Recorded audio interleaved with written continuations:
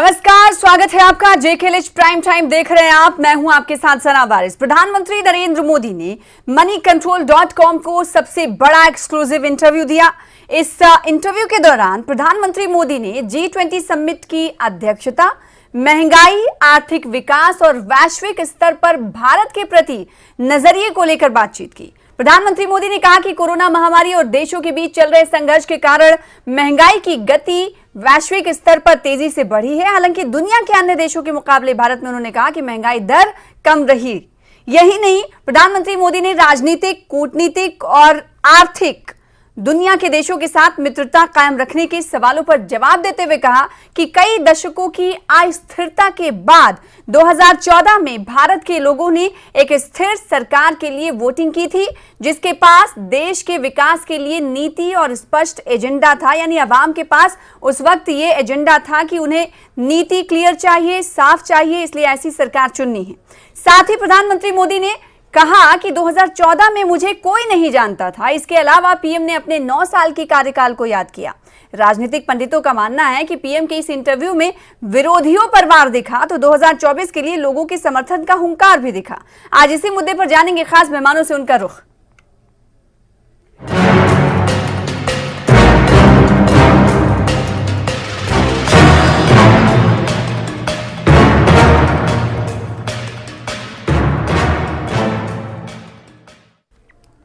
तो प्रधानमंत्री मोदी के इस खास इंटरव्यू को राजनीतिक पंडितों की तरफ से कहा जा रहा है कि 2024 के हवाले से प्रधानमंत्री मोदी ने एक टोन जो है सेट कर दिया है और एक हुंकार भर दिए। विरोधियों पर कहीं ना कहीं उन्होंने वार किया है और साथ ही साथ 2014 में जो अवाम ने उन पर भरोसा जताया था उसको एक बार फिर से उन्हें दोहराया और 2024 के लिए कहीं ना कहीं उन्होंने एक इशारा दे दिया है कि एक बार फिर से अवाम यानी जनता उन पर भरोसा जताएगी। आज इसी मुद्दे पर जानेंगे कई खास मेहमानों से उनका रुख। हमारे साथ कई खास मेहमान जुड़ रहे हैं जिनका तारुफ करा दे। सबसे पहले गौरव गुप्ता साहब हैं, आप फॉर्मर सेक्रेटरी जनरल हैं JCCI की Jammu chamber of commerce and industries की। आपका वेलकम करते हैं इस खास डिबेट का हिस्सा बनने के लिए, क्योंकि आर्थिक स्थिति के हवाले से भी प्रधानमंत्री नरेंद्र मोदी ने इस बड़े डिजिटल इंटरव्यू में बात की है, तो जानना जरूरी हो जाता है कि जम्मू कश्मीर के लिहाज से अगर देखा जाए तो आर्थिक स्थिति किस तरह से खासकर 2019 के बाद किस तरह से बदली है, ये जानना जरूरी हो जाता है। इसके अलावा एक और खास मेहमान हमारे दरमियान मौजूद हैं, एडवोकेट आदित्य गुप्ता साहब, लीडर हैं PDP के। आपका वेलकम करते हैं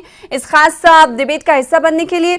और सुहेल काजमी साहब पॉलिटिकल एनालिस्ट के तौर पर हमारे बीच मौजूद हैं। आपका भी इस्तकबाल, वेलकम, स्वागत हमारे साथ इस डिबेट में चर्चा करने के लिए। क्योंकि राजनीतिक पंडितों की अगर माने तो प्रधानमंत्री मोदी के इस खास इंटरव्यू, डिजिटल इंटरव्यू को लेकर ये बात कही जाने लगी कि प्रधानमंत्री नरेंद्र मोदी का ये कहना कि 2014 से पहले तक अस्थिरता थी और 2014 में लोगों ने एक स्थिर सरकार यानी मोदी सरकार को चुना और उनके भविष्य को अवाम ने ये समझा उस वक्त कि एक अच्छे हाथों में है, सफल हाथों में है, कामयाब हाथों में है। लिहाजा एक बार फिर से कहीं ना कहीं लोगों के जहन को भांपने की भी कोशिश के तौर पर इस इंटरव्यू को देखा जा रहा है। राजनीतिक पंडितों की अगर माने, क्योंकि पॉलिटिकल एनालिस्ट हैं सुहेल काजमी साहब, मैं आपसे ये जानना चाहती हूँ प्रधानमंत्री नरेंद्र मोदी के इस कथन को आप किस तरह से देखते हैं। उन्होंने कहा कि 2014 में उन्हें कोई नहीं जानता था।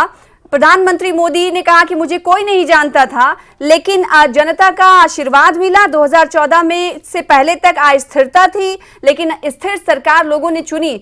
आप इस कथनी को, इस बात में कोई इशारा ढूंढ पाते हैं प्रधानमंत्री नरेंद्र मोदी के?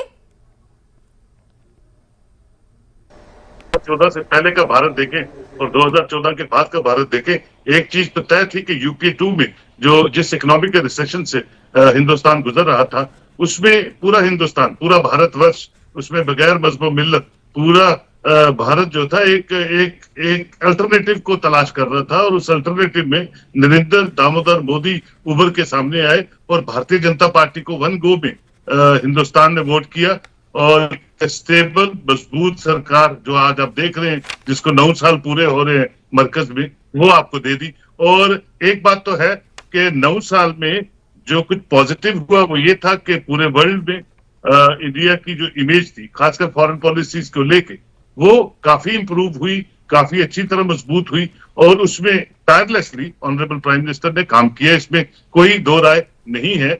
और जहां तक करप्शन की बात करें या बाकी चीजों की बात करें तो वो छोटे मोटे इंसिडेंट को छोड़ के कोई मेजर ऐसा कोई जो हम देख रहे थे यूपी 1 में या यूपी 2 में जिस तरह के स्कैम, जिस तरह की करप्शन, जिस तरह की चीजें आपके सामने आ रही थी, वो कम से कम 2014 के बाद आपको नहीं दिखी। और सीरियसली गवर्न करने की जो कोशिश थी वो नरेंद्र मोदी की क़यादत में, एनडीए की क़यादत में शुरू हुई और एक फॉरेन पॉलिसी, मजबूत फॉरेन पॉलिसी इंडिया की तब से आज तक चल रही है।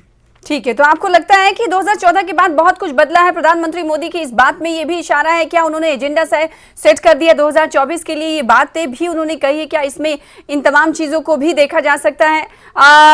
मैं गौरव गुप्ता साहब आपसे ही जानना चाहूंगी, आर्थिक स्थिति के हवाले से भारत जो है वैश्विक स्तर पर मजबूत हुआ, प्रधानमंत्री नरेंद्र मोदी ने ये बात कही है और लीडरशिप के हवाले से भी उन्होंने बात कही है। इन तमाम चीजों पर आपकी राय क्या है? देखिए मैम, अब जब सुबह ये मनी कंट्रोल का जब इंटरव्यू हमने देखा प्रधानमंत्री जी का, तो चीजें बड़ी स्पष्ट थी। अगर आप देखिए G20 के हवाले से अगर मैं बात करता हूं, अगर आज G20 की अगर आप थीम को ही देखिए, वासुदेवा कुटुंबकम, जो क्लियर कट एक मैसेज था कि the world is one family and one earth, one family and one future. तो अगर आज आप बात कर रहे हैं अर्थव्यवस्था की, आज मैं मुबारकबाद देना चाहता हूं माननीय हमारे प्रधानमंत्री जी को, क्योंकि उनके एक विजन से और पूरी पॉलिसीज, फाइनेंशियल पॉलिसीज को देखते हुए भारत आज एक काफी बड़े मजबूती स्तर पर एक आगे प्रथम स्थान पर निकल रहा है। अभी रिसेंटली अगर मैं एसबीआई की रिपोर्ट देखूं पिछले महीने की, और मुझे खुशी होगी आपसे शेयर करने के लिए जो आंकड़े आज हमारे सामने आ रहे हैं, 2027 के एंड में हिंदुस्तान पूरे मुल्क में, पूरे विश्व में एक तीसरी, एक सबसे बड़ी इकोनॉमी बनने जा रहा है। तो ये अगर आप बदलाव अगर आप देखते हैं 9 सालों में, 2014 के बाद की मैं बात करूं, ये भी एक सुनहरा सच है जो हमें एक्सेप्ट करने का। और आज इकोनॉमी की जब हम बात कर रहे हैं, किस तरीके, आज देखिए अगर आप रिसेशन से पूरा वर्ल्ड इस समय जूझ रहा है, और जिस तरीके प्रधानमंत्री जी ने बड़ा एक अच्छे तरीके से इसको एक्सप्लेन किया पूरे इंटरव्यू में जब इन्फ्लेशन की बात हुई।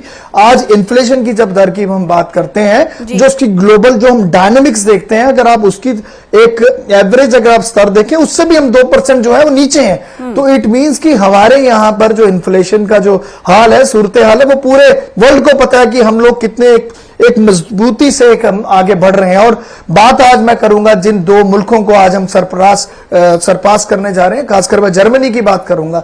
जर्मनी आज अपनी अर्थव्यवस्था से आज जूझ रहा है और रीजन बड़ा स्वाभाविक है, बहुत क्लियर है, क्योंकि यूरोप की अगर मैं बात करता हूं, यूरोप की और अमेरिका की सैंक्शंस लगने के बाद उसमें अगर आप देखिए आज वो एक आर्थिक संकट से निकल रहा है। जब मैं जापान की बात करता हूं, जापान आज कहीं ना कहीं पर अपनी पॉपुलेशन को लेकर आज डिक्लाइन जिस तरीके हो रही है, तो एक आज तय है कि Hindustan by the end 2027 India will be the 3rd largest economy. और सबसे बड़ा फायदा हिंदुस्तान को इधर ये हो रहा है कि जिस तरीके आज अमेरिका और चाइना की रिलेशंस की जब मैं बात करता हूं, और आज की यूएस की इतनी बेस्ड बड़ी बड़ी कंपनीज हैं जो अपनी चाइना से अपना निवेश निकालकर हिंदुस्तान में आज निवेश कर रहे हैं। तो ये क्लियर कट आज आप देखिए फाइनेंशियल पॉलिसीज की जब मैं बात कर रहा हूं, जब मैं फॉरेन पॉलिसीज की बात कर रहा हूं, ये क्लियर कट दर्शा रहा है कि आज हिंदुस्तान एक बड़े सुनहरे सफर के साथ अपने 140 करोड़ की जनता को लेकर उनका विश्वास से आज आगे बढ़ता हुआ दिख रहा है। इसके अलावा अगर आज मैं बात करना चाहूंगा, आज बड़ा, हाँ बताइए नहीं बोले आप। आज मैं बात करना चाहता हूं जब ये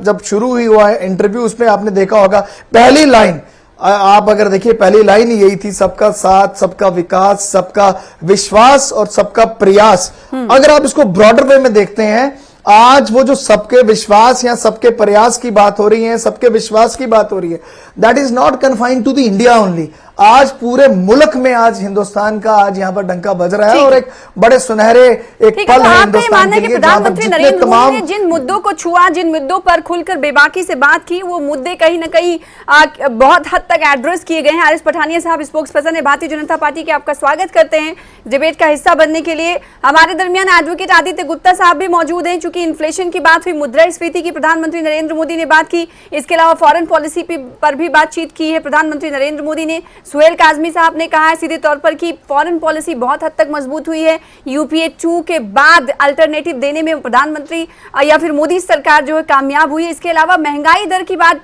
गौरव गुप्ता साहब ये कह रहे थे कि बहुत हद तक चीजें दूसरे देशों से हमारे देश में बेहतर है।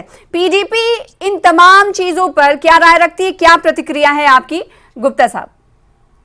नमस्कार मैम, सबसे पहले आपको और मेरे फेलो पैनलिस्ट सबको नमस्कार। देखें, ऐसा है कि मेरा और पीडीपी का अपना एक सपना है कि हिंदुस्तान दुनिया की पहली इकॉनमी बने। लेकिन जहां पर हम जो चीज समझने की बात है वो ये है कि हम लोग सिर्फ अपने आप को थर्ड लार्जेस्ट इकॉनमी बन जाएंगे हम 2-5 साल बाद, या आज हम फिफ्थ लार्जेस्ट इकॉनमी है, वो इंपॉर्टेंट नहीं है। फिफ्थ लार्जेस्ट इकॉनमी आप बनते हैं जीडीपी के नाम पे। जीडीपी होती है गुड्स एंड सर्विसेज वैल्यू जी। उसका मतलब ये होता है पूरे फाइनेंशियल ईयर में जितने गुड्स और वैल्यू और प्रोडक्ट सर्विसेज जो इंडिया में प्रोड्यूस होती हैं और इसकी फाइनेंशियल ट्रांजैक्शन होती है, उसका जो अमाउंट होता है उसको ग्रॉस जीडीपी कहते हैं। लेकिन एक होता है जीडीपी पर कैपिटा, जिसको आपके पास आमदन कितनी आती है। As per the latest data हम लोग हैं अर्बन में 2086 रुपए और रूरल में 1089 रुपए, 1089 रूरल में और 2086 अर्बन में। ये चीज को अचीव करने के लिए 23% पॉपुलेशन हिंदुस्तान की नहीं कर सकती। That means that they are below this line. तो अगर देश की 23% पॉपुलेशन नीचे है तो वो आपका जो फिफ्थ आना वर्ल्ड इकोनॉमी में होना, वो एक किस्म का जो डमका बजा सकते हैं आप उसका, आप लेकिन उससे ऑन ग्राउंड कोई इफेक्ट नहीं होता। और इस टाइम पे अगर इकोनॉमी को ही देखा जाए तो इस पे दो सबसे इंपॉर्टेंट फैक्टर, एक इस टाइम पे इन्फ्लेशन सबसे बड़ी प्रॉब्लम है, नंबर 2 बेरोजगारी। ये दोनों ही पिछले 9 साल में सबसे ज्यादा बढ़ी और दोनों के रीजन ये हैं। अनएम्प्लॉयमेंट का रीजन जो ये साइट होता है वो होता है हमारे 3 मेजर इंडस्ट्रीज, मैन्युफैक्चरिंग, कंस्ट्रक्शन और माइनिंग, ये तीनों ही स्लो डाउन हो गई। इन दोनों के अंदर इतनी ज्यादा रिस्क कंस्ट्रेंट्स आ गए हैं, गवर्नमेंट की पॉलिसी इतनी डिफिकल्ट है कि ये तीनों जो फील्ड्स हैं, इन तीनों में कोई भी ग्रोथ नहीं हो रही, जिसकी वजह से अनएम्प्लॉयमेंट बहुत ज्यादा बढ़ गई है। प्राइस हाइक, इन्फ्लेशन इतनी ज्यादा बढ़ी हुई है कि ये ऑल टाइम रिकॉर्ड छूटे हुए हैं। जो इस टाइम पे अगर आप फॉर एग्जांपल मैं एलपीजी का ही जानबूझ के लेना चाहता हूं, 2014 में 410 रुपए का आफ्टर सब्सिडी सिलेंडर था अवेलेबल, जो एक किसी भी ग्राहक को पहुंचता था। आज की रेट में वो 900 रुपया है। तो और आज से 10 दिन पहले वो 1100 रुपया था। तो अगर आपने 700 रुपया पिछले 4 साल में बढ़ा है, उसको 200 रुपया कम भी कर लेते तो पिछले 9 साल में 500 रुपया ऑन एन एवरेज सिलेंडर बढ़ गया। उसके अलावा अगर अनएम्प्लॉयमेंट और इन्फ्लेशन को एक साथ लिया जाता है तो दिक्कत ज्यादा बढ़ती है। एक बेरोजगारी है, आदमी के पास नौकरी नहीं है, और उसके ऊपर महंगाई भी है, तो वो डबल मार पड़ रही है। तो ये कहना कि जी हम इकोनॉमी में 5वें रैंक पे चले गए हैं, वो it is not relevant factor as far as coming on ground is concern, क्योंकि आपकी मेरी जेब में क्या आ रहा है वो इंपॉर्टेंट है। ये जो ओवरऑल दिखाया जा रहा है उसके अंदर तो मैक्सिमम अमाउंट तो अडानी साहब और अंबानी साहब ले जाते होंगे। मैं और आपके यहाँ एक एवरेज जो है 23% पॉपुलेशन ऑफ इंडिया, वो तो 2080 रुपए अर्बन में नहीं कमा पा रही और 1100 रुपया रूरल में नहीं कमा पा रही। हमारा rural inflation index all time high है, कि इसका मतलब यह है कि गांव में रहना ज्यादा महंगा है शहर में रहने से, और 80% पॉपुलेशन हिंदुस्तान की गांव में रहती है। तो अगर आप अपने आप को प्रोजेक्शन करते हो ना solo interview saying that I know everything and I have done everything possible, it doesn't meet the eye well, क्योंकि डेटा कुछ और कहता है। और ये सारा जो डेटा मैंने किया ये गवर्नमेंट का रिलीज पठानी साहब मौजूद हैं। आरिफ पठानी साहब, प्रधानमंत्री नरेंद्र मोदी ने तमाम मुद्दों पर खुलकर बातचीत की, जिसपे पीडीपी ने अपना रिएक्शन दिया कि सोलो इंटरव्यू में अगर इस तरह की बात करेंगे, अगर मैं बात करता हूं तो मैं कहूंगा कि मैंने बहुत कुछ किया, लेकिन सामने वाला कुछ नहीं करता है, तो वो तो उनकी बात ही मानी जाएगी, ये विरोधी पार्टियों का कहना है। क्या ये माना जाए कि प्रधानमंत्री नरेंद्र मोदी ने 2014 में स्थिर सरकार की जो बात कही है, 2024 का एजेंडा वो सेट करते हुए दिखाई दिए, और ये जो तमाम चीजें प्रधानमंत्री नरेंद्र मोदी की तरफ से कही गई, इन्फ्लेशन की बात हो, फॉरेन पॉलिसी की बात हो, या फिर इनकम की बात हो, आर्थिक स्थिति की बात हो, इसे कहां तक अचीव किया गया है, इस पर विरोधी पार्टियों का ये कहना है कि जो डेटा है उसमें बहुत फर्क है। कह देना और डेटा में कहीं ना कहीं वो सच्चाई दिखती नहीं है। जी, ऐसा है कि प्रधानमंत्री जी का अगर आप पूरा जिसे कहते हैं वक्तव्य, उसे आप एग्जामिन करें, उसे समझें और समझ करके उसका एक ईमानदारी से उसका अगर विश्लेषण करें। एक ग्लोबल लीडर और एक ग्लोबल पावर का जिसे कहते हैं लीडर, और जिस तरीके से हर विषय को उन्होंने टच किया है। मैं इन्फ्लेशन की बात करूं, मेरे मित्र पहले बोल रहे थे कि ठीक है पूरे दुनिया में स्लो डाउन है, भारत को भी उस स्लो डाउन का जिसे कहते हैं इम्पैक्ट जिसे कहते हैं झेलना पड़ा, लेकिन फिर भी जो ग्लोबल जो इन्फ्लेशन की जो दर है, भारत उससे 2% पे नीचे है।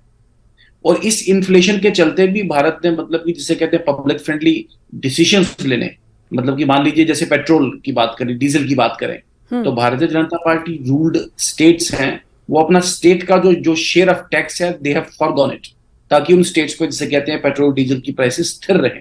एलपीजी की बात करें, रक्षाबंधन पे अभी ही जिसे कहते हैं 200 रुपए का कट एलपीजी पे एकदम, और जिसकी जिसे कहते हैं financial implication so many hundreds of crore हैं उसमें। आप ये सब फैसले इसीलिए जिसे कहते हैं लेने की बात की गई। सब अब डेप्ट रिकवरी की बात करें, उधार की बात करें, दिवालियापन की बात करें, आपने श्रीलंका का हाल देखा, पाकिस्तान का जिसे कहते हैं परिस्थिति देखी, और भी विदेश में even Great Britain it went into a tailspin. लेकिन भारत डेट वाले जिसे कहते हैं ट्रैप पे भारत नहीं है, भारत की दुनिया समझती है। और जो नया जो मंत्र उन्होंने दिया है कि India growth means global growth, तो India is a contributor to the global growth. और दूसरा जो एक नया एक खूबसूरत एक मापदंड किया है कि new Troikaa, India, Indonesia and Brazil, ये 3 लोग ना सिर्फ अपने लिए बल्कि दुनिया के लिए और डेवलप्ड कंट्रीज के जिसे कहते हैं इकोनॉमिक ग्रोथ के लिए किस तरीके से काम करें। तो मुझे लगता है एक नई दिशा, नई भाषा और नई परिभाषा, ना सिर्फ जिसे कहते हैं अंतरराष्ट्रीय एक जियोपॉलिटिकल जिसे कहते हैं माहौल में, बल्कि एक अंतरराष्ट्रीय एक इंटरनेशनल इकोनॉमी को बूस्ट करने के लिए एक नई दिशा देने का मंत्र है। और सबके दी ओनली बेडरॉक, इनके पीछे जो सपोर्टिंग पैरामीटर वो है जो बताया गया, क्योंकि भारत में एक पॉलिटिकल स्टेबिलिटी है, भारत में एक मजबूत सरकार है, उस मजबूत सरकार को लीड करने वाला। विरोधी ये कह रहे हैं कि सिर्फ कह देना काफी नहीं होता है। पर कैपिटल जीडीपी पर कैपिटल की बात अभी कुछ देर पहले आदित्य गुप्ता साहब ही कह रहे थे, कुछ आंकड़े भी वो दे रहे थे कि अर्बन और रूरल में किस तरह का फर्क है, उस पर भी उन्होंने बात अपनी रखी है। इन तमाम चीजों को ऑपोजिशन पार्टियों का ये कहना है कि इसे दरकिनार करना भी सही नहीं है। अगर आप अच्छी बात कहेंगे, उस बीच के जो थिन लाइन है वो जनता के सामने नहीं आएगा और इसे नहीं बताया जाएगा, तो इसका मतलब ये थोड़ी ना है कि हम थर्ड जगह पर तीसरी इकोनॉमी बनने की बात हम कह रहे हैं, तो ये हो जाएगा। सच्चाई इसकी यही है। देखें, मैं कुछ हद तक इनकी बात से सहमत हूं कि रूरल और अर्बन डिवाइड ये आज का नहीं है, बड़ी पुरानी जिसे कहते हैं कि बीमारी, एक मलेज है। और जो मेन जो भारत निर्माण का जो फोकस जो अटल बिहारी वाजपेयी जी के दौरान प्रधानमंत्री सड़क योजना सैटेलाइट टाउनशिप्स क्रिएट करना, उसका पर्पस ये था कि गांवों को चाहे उनकी हेल्थ, एजुकेशन, रोड कनेक्टिविटी या बाकी जो फैसिलिटीज हैं, स्कूल, एजुकेशन, इनको इस तरीके से एक स्ट्रेंथन करना ताकि अपने आप में एक मॉडल्स और इंजन्स ऑफ ग्रोथ और इंजन्स ऑफ सेल्फ सस्टेनेंस, ये जो रूरल अर्बन डिवीजन की वजह से एक बहुत बड़ा दिस इज ए मैलेज। और इस सरकार ने rural infrastructure strengthening, rural self sufficiency, rural employment और इसी के तरीके से रूरल प्रोजेक्शन में जिस तरीके से काम किया है जी, कहते हैं कि अगर गांव की तरक्की होगी तो देश तरक्की करेगा। इसी तरीके से नौजवान तरक्की करते हैं तो देश मजबूत होता है। मैं चाहती हूँ कि आदित्य गुप्ता साहब इस पर बात करें, क्योंकि रूरल एरिया के हवाले से आर.एस. पठानिया साहब ये कह रहे हैं और आप रूरल की तरफ ही ध्यान दिलाना चाहते थे भारतीय जनता पार्टी का। इस पर इन्होंने कहा है कि काम भारतीय जनता पार्टी या मोदी सरकार की तरफ से रूरल एरियाज के लिए तो हो रहा है, जो जरूरी होना चाहिए वो कदम सारे उठाए जा रहे हैं। कहां पर कमी है आपको? मैंने बोला था कि rural inflation is on all time high. That means कि गांव में रहना महंगा है। आप वहां पे 4 घर और बना दें साहब, आप वहां पे नया बना दें, वहां रहना, रोजगार, आमदन, कितने पैसे वापस आ रहे हैं, उसकी inflation is on all time high. It has never been so high. और वो उसका जब ऑल टाइम हाई का मतलब, और वो अर्बन से ज्यादा बढ़ गई भी है। उसका मतलब अगर शहर में रहना है वो सस्ता है गांव के अंदर रहने से। तो that is what was my point. And जो पठानी साहब ने कहा था, ऑब्वियसली वो was on his own narrative जो उन्होंने देना था कि भाई हम कंस्ट्रक्शन कर रहे हैं, हम डेवलपमेंट कर रहे हैं गांव के अंदर, that is in itself is your job. But rural inflation is all together a different chapter. And और जो इम्पोर्टेंट बात ये है कि हमारी जो GDP per capita GDP, we are ranked at 147, we are below Bangladesh, and at the same rate अगले 5 साल में भी Bangladesh we will not be able to surpass. So अगर आप ओवरऑल आप 5th लार्जेस्ट इकोनॉमी या 3rd लार्जेस्ट इकोनॉमी बन भी जाते हो as a welfare state, you fail because आपकी आम जनता के पास आमदन कम है, एंड उसमें से 23% पॉपुलेशन ऐसी है जो 23% पॉपुलेशन ऐसी है जो 2080 रुपए भी कमा नहीं पा रही है महीने भर में। ठीक है, so that is the rate, that is the actual issue. So until unless you are in self, madam बड़ा सीधी सी बात, अगर आपके घर पे सुख नहीं है तो बाहर जाकर आप जितना मर्जी नगाड़ा बजा लें, बाहर वाले लोग तो दे डोंट केयर, उनको क्या फर्क पड़ेगा। आपके घर के लोग जो हैं, जो आपके घर के सदस्य हैं, जैसे देश में लोग जो घर के अंदर के हैं, जो अपने देश के हैं, उनको दिक्कत है, फाइनेंशियल डिफिकल्टीज। और ये 200 रुपए की जो बात करें एलपीजी सिलेंडर की, fact of the matter is कि जब आप 700 रुपए पहले बढ़ाओगे, 200 रुपए कम कर लोगे, तो उसको हम 200 रुपए घटाना रखें या 500 रुपए बढ़ाना कंसिडर करें। So this doesn't make sense, it is again a deviation that has been done. और आरबीआई के गवर्नर और finance minister are also on 2 different pages. The RBI governor says that inflation has to be controlled by changing rate of interest. The finance minister says that rate of interest is not a requirement for control of inflation, which is absolutely wrong economic funda. So ये मतलब कि economic lapses हैं, और आप वही जवाब ले लेते गाते जा रहे will not help. ठीक है, एक सेकंड आदित्य साहब। हाँ, देखिए ठीक है, we don't take it as in bad taste, opposition का काम है और बात करना, लेकिन थोड़ा सा जो पॉजिटिव पार्ट है सरकार का उसमें भी बात करनी चाहिए। एक वक्त था कि एलपीजी सिलेंडर 70 रुपए का होगा, तो हम वी विल नॉट, जिसे कहते हैं एक इल्जाम लगाएंगे कि नहीं, तो जिन चीजों को इन्होंने पॉइंट आउट किया वो भी तो एड्रेस होने चाहिए ना, क्या उन्हें नेगलेक्ट कर देना चाहिए? Government has to do. मैं आपको रेफर करूंगा, ऐसे हुआ कि मोदी साहब बोलेंगे P Chidambaram was the wrong finance minister, P Chidambaram will say Advani the finance minister in Vajpayee's government was a wrong finance minister. Vajpayee's government will say Narasimha Rao had a wrong policy. Narasimha Rao will say the Morarji Desai government has a wrong policy. ऐसे थोड़ी सी देश तरक्की करेगा, ऐसे politics आपका तरक्की कर सकता है, बट देश तरक्की नहीं करेगा। प्लीज सुन ले, ठीक है। मेरा विनम्र निवेदन है आपसे कि देश के प्रधानमंत्री राजीव गांधी जी स्पीच करते हैं कि 1 रुपया दिल्ली से अगर गांव की ओर आता है तो 15 जिसे कहते हैं ग्रामीण भारत में पहुंचता है, 85% जिसे कहते हैं वो चोरी। ये देश का चुनाव objection to what you are saying, because हम लोग बात करें 2023 की, आप फिर 80 की दशक में चले जाते हैं, कंपैरिजन उससे देश तो तरक्की नहीं करेगा ना। आप अपना ज्ञान जरा कृपा करके अपनी समय आपको like is different thing, but you can not mislead the audience. ऐसे डिस्कशन आगे चलेगा नहीं, प्लीज। तो मेरा रिस्पेक्टफुल मेरा रिस्पेक्टफुल सबमिशन है कि सबसे पहले ई ग्राम स्वराज का जो कॉन्सेप्ट है, जितनी भी फैसिलिटीज हैं अपने घर में अपने मोबाइल पे, और ये डिजिटल इंडिया का जो कॉन्सेप्ट है, दी वे सर्विसेज हैव बीन इम्प्रूव्ड। एक वक्त था कि गांव के आदमी 30 में से 5 दिन 10 दिन उनको डिप्टी कमिश्नर के ऑफिस जाना, नहीं, लेकिन ये क्या सच नहीं है कि गांव के लोग बाहर अपनी रोजगार को और आमदनी को ढूंढने के लिए बाहर का रुख करते हैं, दूसरे राज्यों का रुख करते हैं? क्या I did not join the issue. ये आज की नहीं, मैंने कहा this is a bigger melody, ये बहुत बड़ी मैलेज और जिसे कहते हैं प्रॉब्लम, ये आज की नहीं, कई दशकों पुरानी।